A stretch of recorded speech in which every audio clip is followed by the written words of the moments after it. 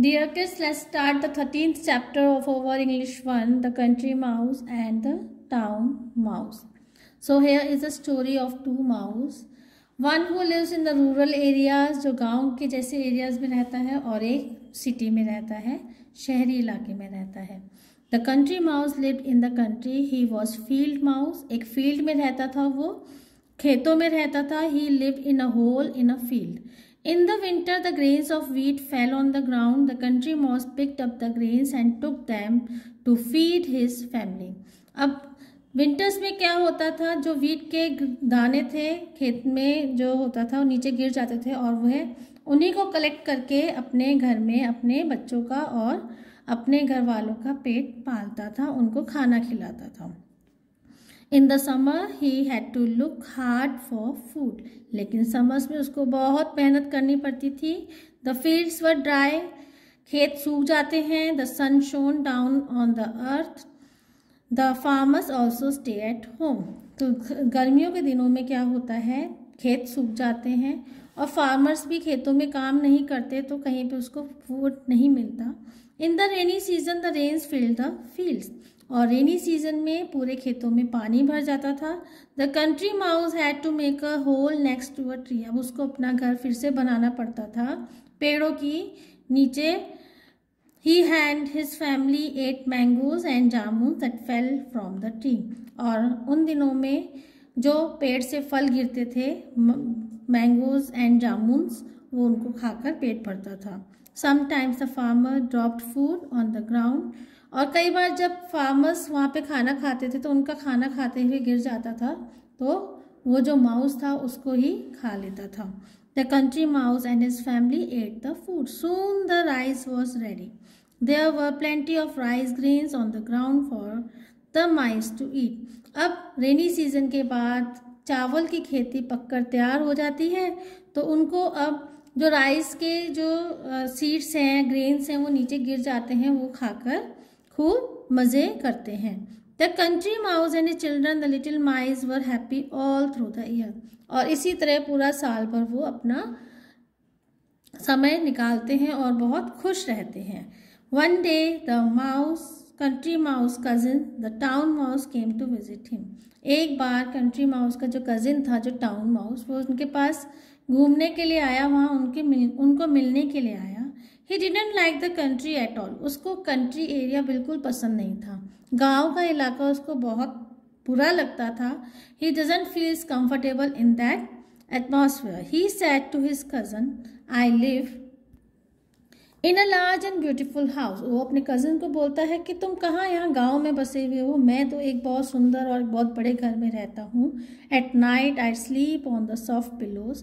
रात को मुझे बहुत सॉफ्ट पिलोज मिलते हैं सोने के लिए. I eat cheese and bread, meat and vegetables. मैं ये सब खाता हूँ, चीज़ खाता हूँ, मैं ब्रेड खाता हूँ, मैं मीट भी खाता हूँ, मुझे यम्मी खाना मिलता है वहाँ पे, और खूब सारी वेजिटेबल्स भी मिलती हैं.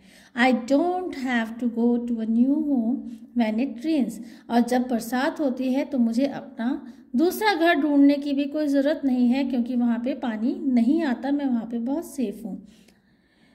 I don't have to look for food, come and visit me. और मुझे फूड को भी ढूंढने की ज़रूरत नहीं पड़ती है, चलो मैं तुम्हें अपना घर दिखाता हूँ. The country mouse went to visit his cousin in the town. His cousin took him to a big house. There was a tiny hole in the wall. एक बहुत बड़े घर में उसको ले जाता है. जब वो कंट्री माउस जो होता है, टाउन माउस के पास जाता है, वो एक छोटे से होल के थ्रू एक बहुत बड़े घर में घुसते हैं.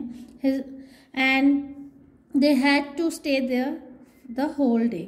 A big cat roamed around the house.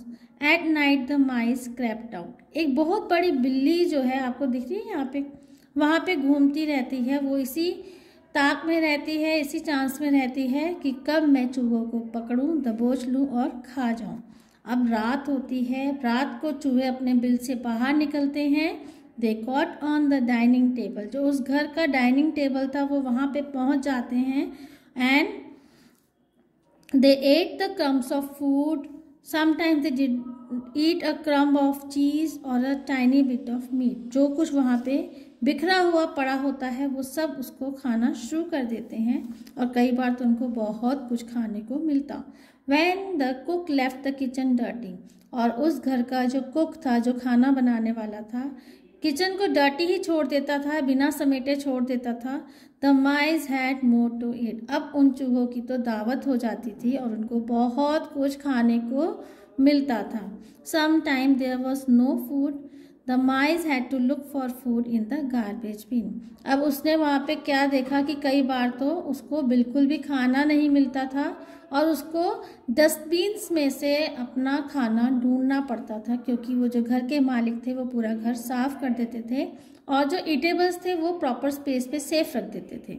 Many times they would hear footsteps, the feet came close to them, they had to run off to hide in a tiny hole. अब कई बार उसने क्या नोटिस किया कि कोई footsteps, किसी के चलने की आवाज़ जब आती है तो उनको फटाफट से भागना पड़ता था और अपने होल्स में छुप जाना पड़ता था। Only once they sat for a little while on the sofa, the country mouse was not happy. और बहुत ही मुश्किल से कभी एक बार ही ऐसा चांस आया होगा कि उन्होंने सोफ़ा पे सिटिंग किया होगा, मतलब आराम से या सुकून से बैठे होंगे। अब जो कंट्री माउस था वो खुश नहीं था, उसको वहाँ की लाइफ बिल्कुल भी अच्छी नहीं लगी। He miss the open country fields, वो क्या मिस कर रहा था?